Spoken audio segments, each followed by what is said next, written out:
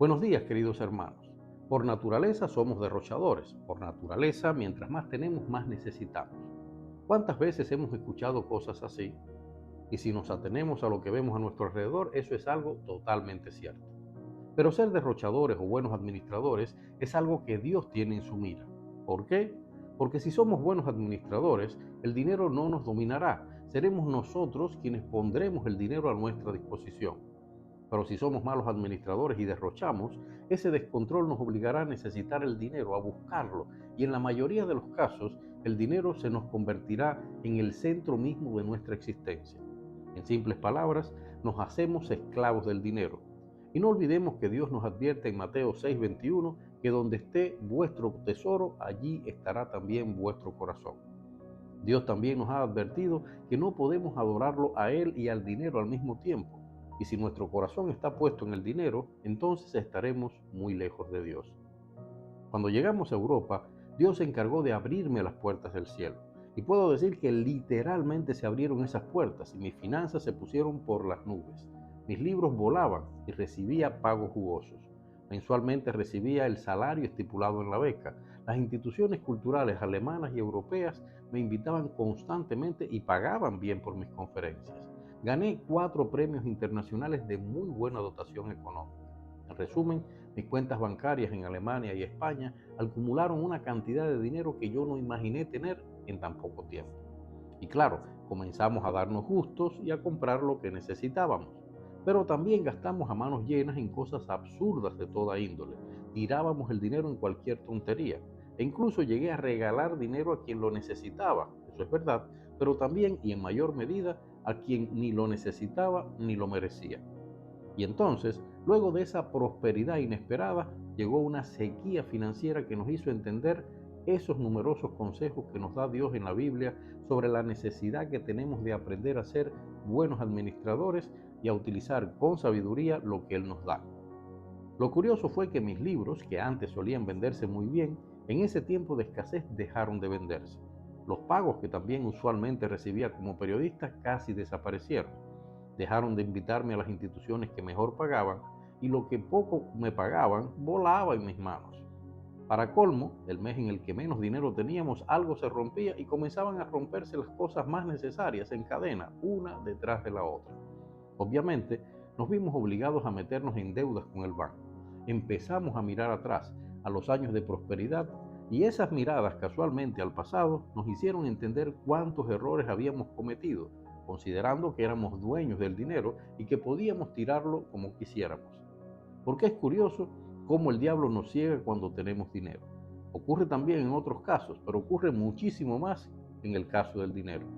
El diablo nos hace depender ciegamente del dinero, gastar ciegamente ese dinero para que no entendamos la lección que Dios quiere que aprendamos de la libertad que ganamos cuando nos convertimos en buenos administradores.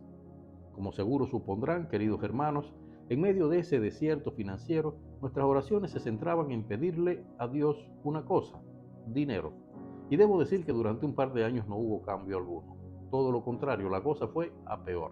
Pero aún más impactados nos quedamos cuando uno de aquellos días escuchamos un hermoso mensaje de Dios en boca del pastor argentino Raúl Reyes, que estaba de visita en Berlín y predicó en nuestra iglesia. Se trataba de la relación que Jesucristo mismo explica entre el reino de Dios y el uso del dinero en ese pasaje llamado parábola de los talentos. ¿Recuerdan cuál es? Esa en la que un hombre rico llama a sus siervos y les entrega talentos, una moneda de la época. A uno le dio 5 talentos, a otro le dio 2 y a otro le dio 1. 2 invierten el dinero y lo multiplican, y el otro lo entierra. Cuando este hombre regresa, los 2 primeros son elogiados y premiados, pero al último, al que había enterrado el dinero, le quitan todo lo que tiene. Les pido que lean ese pasaje en Mateo 25, versículos del 14 al 30. Nosotros, al menos, sentimos que Dios nos hablaba en las palabras del pastor Raúl con aquel pasaje, y nuestras oraciones cambiaron. Empezamos a pedirle a Dios que nos enseñara a ser mejores administradores de todas y cada una de sus provisiones financieras, materiales o espirituales. Justo en esos tiempos estábamos viviendo el peor momento de nuestra crisis y hubo un mes en el cual no teníamos ni siquiera para comer, así que tampoco teníamos para el alquiler. Mi esposa y yo sacamos la cuenta de lo que necesitábamos para poder comprar la comida con la que, siendo buenos administradores, podríamos terminar el mes hasta que yo recibiera un dinero que debían pagar. Necesitábamos 49,55 euros.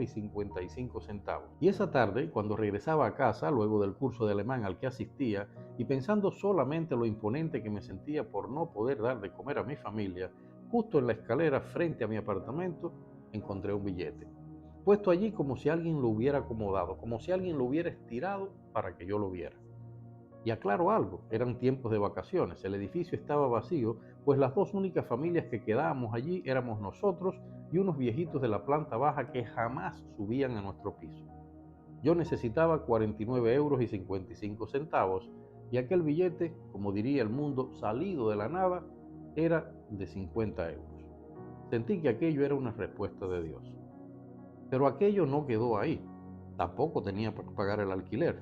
Necesitábamos poco más de 600 euros y al día siguiente de la aparición mágica de los 50 euros, cuando consulté mi cuenta bancaria para saber cuánto le debíamos al banco y qué plazo teníamos para pagar la deuda, encontré que una amiga, la pastora Karin Detter, me había depositado 1.000 euros y en el concepto de la transferencia había escrito regalo del cielo. Confieso que me eché a llorar, porque por vergüenza nunca le habíamos contado a nadie de nuestra desesperada situación. Y mi esposa comenzó a llorar y a dar gracias a Dios. Cuando llamamos a nuestra amiga para darle las gracias, nos dijo: yo no tenía dinero para pagar el alquiler y un hermano de la iglesia me dijo que Dios le había dicho que tenía que darme esos 1.000 euros.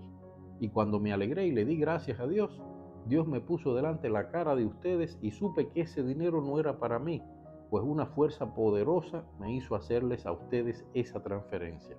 Pero Dios es tan grande que acabo de recibir el dinero para pagar mi alquiler. Cuando le contamos que ese dinero nos había llegado en el momento más desesperado de nuestra desesperada situación económica, también ella se echó a llorar.